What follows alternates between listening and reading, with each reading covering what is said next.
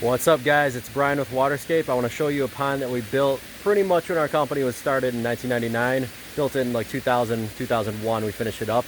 Redone it a couple times since, and we just added new rock in the river that I'm excited to show you about. So let's check this out.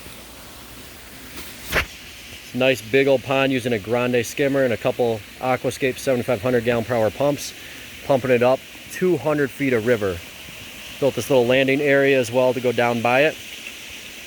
So the original pond ended right here, went across there, and then we actually extended it way further down there to account for the gallons and also have a bigger pond.